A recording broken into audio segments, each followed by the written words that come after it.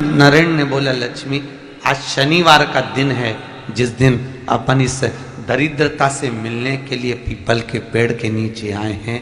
हिंदू धर्म में ये दिन पीपल के वृक्ष के लिए पूजनीय होगा। जो भी शनिवार के दिन पीपल के वृक्ष की पूजन करेगा, दूध चढ़ाएगा या मिष्ठान का भोग लगाएगा, लक्ष्मी और नारायण उसके घर में प्रवेश कर जाएगा।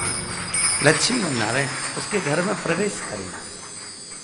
इसलिए नियम बनाया। कौन से दिन का? शनिवार। लक्ष्मी जी बोली, नारायण आपने तो एक दिन का वार लिख दिया। शंकर जी ने 7 वार बनाए हैं, रविवार, सोमवार, मंगल, बुध, गुरु, शुक्र और शनि। ये शिव जी ने बनाया। अब एक दिन आपने अपना बना लिया, बाकी के दिन अगर कोई इस पीपल के वृक्ष के नीचे आएगा और यहां तो दरिद्रता बैठी है तो उसका क्या होगा? भगवान नारायण बोले, सुन दरिद्रता, तेरे से एक विनती है, अगर कोई भी मनुष्य इस पीपल के पेड़ के नीचे अगर 7 दिन में आता है और उसके हाथ में अगर कोई सामग्री होती है तो तू उसके घर में प्रवेश नहीं करेगी। नियम है पीपल के वृक्ष का, या तो पानी का लोटा लेकर जाओ, कुंकू का चोपड़ा लेकर जाओ, शक्कर लेकर जाओ, या पेड़ के नीचे चींटी को डालने के लिए आटा ले जाओ, पर खाली हाथ पीपल के वृक्ष के नीचे कभी मत जाओ, कभी नहीं जाओ। खाली हाथ जाओगे तो दरिद्रता तुम्हारे घर में प्रवेश करेगी। दरिद्रता उठकर खड़ी होकर बोली, नारायण तुमने अपनी मनमानी करी है, एक दिन मुझे भी मेरा चाहिए। भगवान ने कहा, बोल कौन सा दिन चाहिए? दरिद्रता कहती है, रविवार के दिन इस पीपल के वृक्ष के नीचे मैं दिन भर नृत्य करूं, इसमें रहूं, और जो यहां आए रविवार को मैं उसके घर में प्रवेश करूं। भगवान ने कहा, ठीक है। दरिद्रता, रविवार का दिन एक ऐसा दिन रहेगा जिस दिन तू इस पीपल के वृक्ष के नीचे नृत्य करेगी और जो आएगा इस पीपल के वृक्ष के नीचे तो उसके साथ प्रवेश करेगी। मैंने तुझे वर दिया। इसलिए हमारे यहाँ केवल पीपल का वृक्ष अगर दीवार में भी लग जाता है ना, किसी की फैक्ट्री की दीवार में, किसी के घर की दीवार में पीपल का वृक्ष अगर लग जाता है, पीपल का पौधा लग जाता है, उसको कितना भी तोड़ लो वो वापिस लग जाएगा। फिर तोड़ोगे फिर लग जाएगा।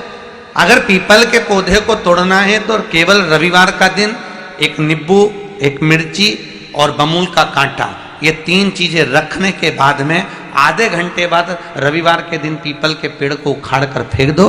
दूसरी बार कभी पीपल दीवार में लगता ही नहीं, कभी नहीं लग सकता। केवल एक रविवार का, केवल एक संडे, इतवार का। घर में दीवानों पर अगर पीपल लग भी गया है, इसलिए पीपल के वृक्ष को उखाड़ने का, अगर घर में पीपल लगा हुआ है या पीपल का पौधा हमारे घर में लग गया, उसको उतारना, निकालना, लगाना, तो पीपल के वृक्ष को अगर निकाला जाता है तो रविवार के दिन, और अगर पीपल के वृक्ष को कहीं लगाया जाता है तो सोमवार के दिन या मंगलवार के दिन, बुधवार के दिन, इन दिनों में लगा सकते पीपल के वृक्ष कहीं लगाना। शनिवार का दिन एक ऐसा दिन होता है जिस दिन पीपल के वृक्ष को कहीं जाकर लगाया नहीं जाता, क्योंकि शनिवार के दिन पीपल के वृक्ष के नीचे लक्ष्मी रहती है। हम अपने हाथों से अगर पीपल का वृक्ष किसी दूसरी जगह पर शनिवार को रोपित करते हैं तो हमारे घर की लक्ष्मी अपने घर से छिन्न होकर चली जाती है। इसलिए शनिवार के दिन पीपल लगाया नहीं जाता, किसी के घर जाकर उसको वापस पलटा नहीं जाता। लग गया उसको डर। प्रभु मेरी धर्म पत्नी को कहाँ रखूं आप बताओ? वो तो जहां यज्ञ होता है, अनुष्ठान होता है, दान होता है, पुण्य होता है, सत्कर्म होता है, वहां जाने को तैयार नहीं। अब करूं क्या? भगवान ने बोला, एक काम करो। दुर्वासा जी बोले, जिसके यहां रात्रि में बर्तन झूठे पड़े रहते हो उसके घर में इस दरिद्रता को लेकर तुम प्रवेश कर जाना। जिसके यहां रात्रि में बर्तन झूठे पड़े हो वहां लेकर प्रवेश कर जाओ। दूसरी जगह दुर्वासा जी बोले, जो स्त्री घर में दोपहर के समय पर सो रही हो उसके घर में इसको लेकर प्रवेश कर जाइए। जो स्त्री दोपहर के समय में घर पर सो रही हो इस दरिद्रता को लेकर प्रवेश कर जाइए। तीसरा, जिसके यहां पर दरवाजे पर कांटे वाले पौधे लगे हों उस घर में इस दरिद्रता को लेकर प्रवेश कर जाइए। दरिद्रता, कितनी सुंदर बात कही है।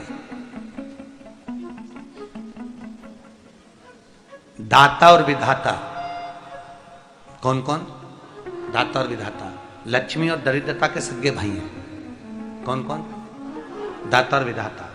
दाता को फिटकरी प्रिय है, विधाता को नमक प्रिय है। ये दोनों हमेशा लक्ष्मी को और दरिद्रता को दोनों को समझाते थे, दोनों में प्रेम बढ़ाते थे। आज भी हिंदू धर्म की रीति है। यहां तो ठीक है, जिसके यहां पर भी अगर थोड़ी सी भी परेशानी होती है, थोड़ा सा क्लेश होता है, अशांति होती है, लक्ष्मी नहीं टिक रही हो, काम नहीं बन रहे हो, बहुत प्रयास करा जा रहा हो और हमारा कार्य नहीं होता, तो क्या करते हैं? फिटकरी और नमक को पानी में डाल देते हैं और घर में पोछा लगा देते हैं। आप लोगों ने आजकल फेसबुक पे भी पढ़ा होगा, व्हाट्सएप पे भी पढ़ा होगा। तो क्यों लिखा उसमें? उसका कारण ही केवल इतना है कि दाता और विधाता की प्रियता उसमें। माता ख्याति के जो 4 बच्चे हुए, इसमें जो 2 लड़के हैं, दाता और विधाता, उसकी प्रियता उसकी पूर्णता उस। अब दुर्वासा जी बोले अपनी धर्म पत्नी को वहां लेकर, जहां कांटेदार पौधे लगे हों वहां पर लेकर प्रवेश कर जाइए। कांटेदार पौधों में उस दरिद्रता का निवास हो गया। कितना विचित्र कथा यहां वर्णन करी है। श्रीमद् भागवत के अंतर्गत जो वर्णन किया कि मृत्यु निश्चित है। शीतला सप्तमी गई, शीतला अष्टमी, इसके बाद में दशा माता की पूजन आ जाएगी। और अब की बार दशा माता की पूजन शायद रविवार की पड़ रही है। और रविवार की पड़ रही है तो कई लोग विचार में पड़े होंगे कि पीपल के वृक्ष के नीचे रविवार को जाएं कि नहीं जाएं, पीपल के वृक्ष के नीचे दशा माता का पूजन करें कि नहीं करें, रविवार को पड़ रही है, करें ना करें। पहले भी कहा है आपको, आज फिर कहते हैं, आप पीपल के पेड़ की पूजन करने नहीं जा रहे हो। रविवार के दिन आप दशा माता का पूजन करने जा रहे हो। अब वो दशा माता अगर पीपल के वृक्ष के नीचे बैठी है तो आप पूजन कर सकते हो, उसमें कोई दोष नहीं होगा, उसमें कोई दोष नहीं हो सकता। आप दशा माता की पूजन करने जा। अब वो दशा माता भले वो पीपल के पेड़ के नीचे बैठी हो, चाहे बड़ के पेड़ के नीचे बैठी हो, आप पीपल की पूजन करने नहीं जा रहे। हाँ, पीपल के वृक्ष के नीचे अगर दशा माता बैठी और पीपल के नीचे बैठी है तो आप पीपल की पूजन, पीपल की जड़ की पूजन भी कर रहे हो, तो दशा माता के भाव से करें। आप ये ना सोच कर करें कि हम पीपल की पूजन कर रहे हैं, रविवार के दिन कर नहीं सकते। हमने सुना है रविवार को पीपल को छूना नहीं चाहिए, प्रणाम नहीं करना चाहिए, पूजन नहीं करना चाहिए, पर आप पीपल की नहीं कर रहे हो, आप दशा माता की कर रहे हो। इसलिए रविवार को कर सकते हो आप दशा माता। करो आप सेवा, शिव आराधना कर रही। महाराज भगवान शंकर पृथ्वी का स्वरूप है। जब तुम्हें लगता है कि तुम्हारा व्यापार नहीं चल रहा, कोई तुम्हें धोखा दे रहा है, लक्ष्मी नहीं आ रही, बहुत चिंता में पड़े हुए हो, बहुत टेंशन में जिंदगी चल रही है, बहुत बीमारियां तुमको घेर ली है और चारों तरफ अंधेरा ही अंधेरा नजर आ रहा है। तुमने विचार करा अब मैं तो मर जाऊं तो अच्छा, मैं सुसाइड कर लूं तो अच्छा, मैं मर जाऊं तो अच्छा। तो मरने से पहले एक काम कर कर देखना, शंकर भगवान की आराधना कर कर देखना, शिव पर एक लोटा जल चढ़ा कर देखना, और ज्यादा चिंता ज्यादा टेंशन हो तो बेलपत्री के जड़ को घिसकर उसका चंदन बनाकर शंकर को लेपन कर कर उसकी भी आराधना कर कर देखना कि बेल चंदन का फल क्या है।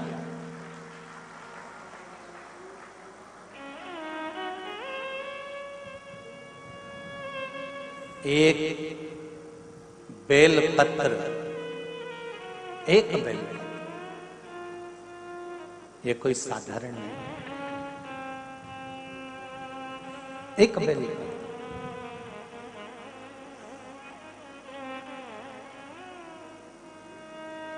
इसकी नीचे की डंडी से लेकर ये 2 पत्तियां जहां लगी हैं, और 2 पत्ती से लेकर ये बीच की जो पत्ती है उसमें जो गैप है, उसमें जो जगह है, दिख रही है आपको? ये 2 पत्ती से लेकर बीच की पत्ती के बीच में जो जगह खाली रहती है, 33 कोटि देवी देवताओं विराजमान रहते हैं इस बीच की जगह में। जब शिव जी को चढ़ाया जाता है तब इस पत्ती के बीच की जगह शंकर के शिवलिंग पर रखा जाता है, तो शिव जी इतने प्रसन्न होते हैं कि मेरी स्तुति करने के लिए ये भक्त 33 कोटि देवताओं को लेकर आया है मेरी स्तुति करने के लिए। लोग चावल लाए, लोग अंबारियां लाए, धन लाए, दौलत लाए, संपदा लाए, पर एक शंकर का भक्त ऐसा होता है जो एक बेलपत्री के रूप में 33 कोटि देवताओं को, 64 योगिनियों को, आदि शक्तियों को शंकर को समर्पित करता है।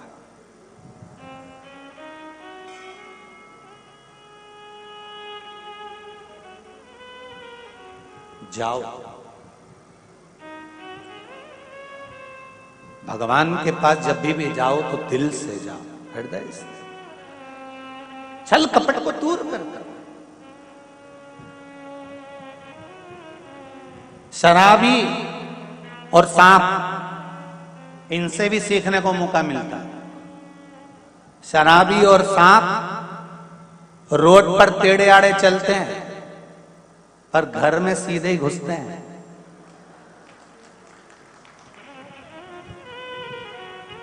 शराबी और सांप से भी सीखने को मिलता है, ये रोड पर टेढ़े आड़े चलते हैं पर घर में सीधे घुसते हैं। उसी तरह संसार सागर में तुम कितने भी टेढ़े रहो पर महादेव के चरणों में सीधे ही बने रहना कि मैं तुम्हारा हूं, इसके सिवा मैं कुछ जानता ही नहीं, मैं दूसरा कुछ जानता ना। तो मुझे पूजन आती है, ना मुझे स्तुति आती है, ना मुझे अर्चना आती है, ना मैं सेवा जानता हूं, ना मैं चाकरी जानता हूं। मैं तो केवल एक बात जानता हूं, श्री शिवाय नमस्तुभ्यम।